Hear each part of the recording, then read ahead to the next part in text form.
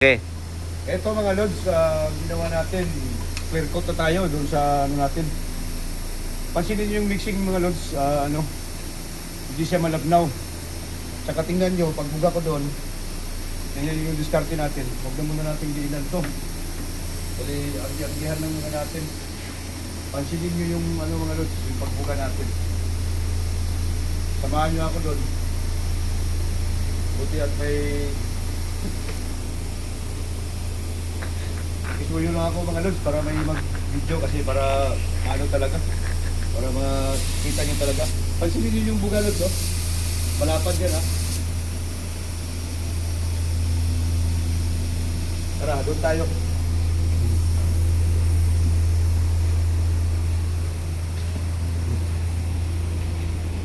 Ito ang gagawin natin.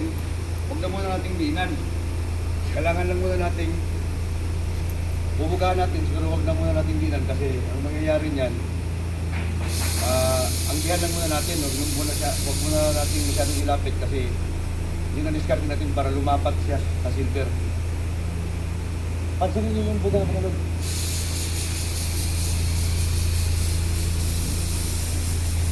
Saka yung hangin.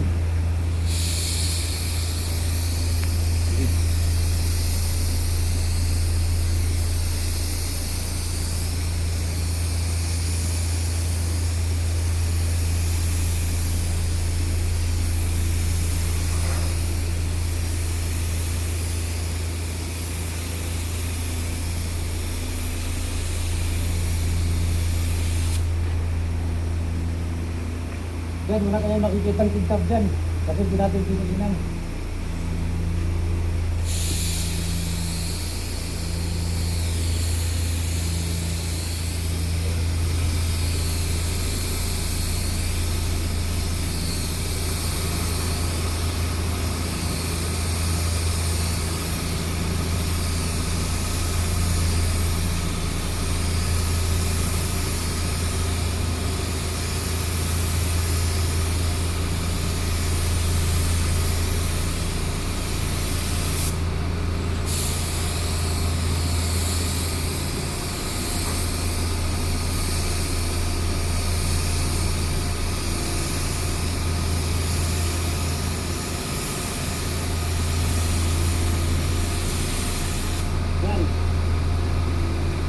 Tingnan nyo dito mga lods. Tingnan nyo. Makikita nyo parang dyan.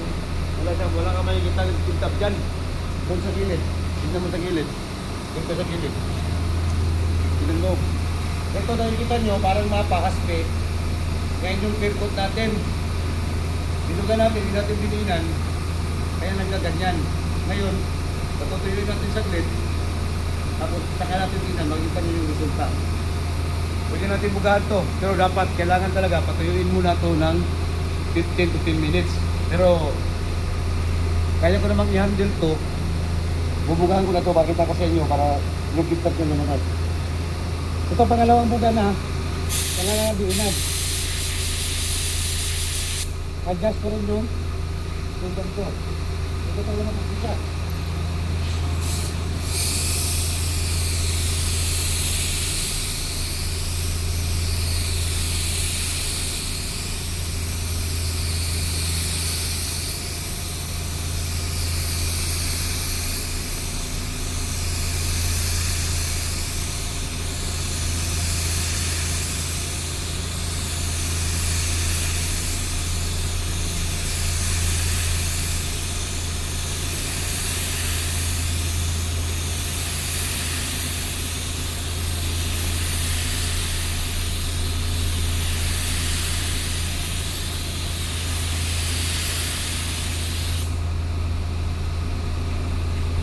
Dito sa portion nito mga lods, lumabas na yung kintab. Napansin niyo yung pagbuga ko, nilapitan ko na, hiniinan ko na. Saka yung gagawin natin dito, ganun din.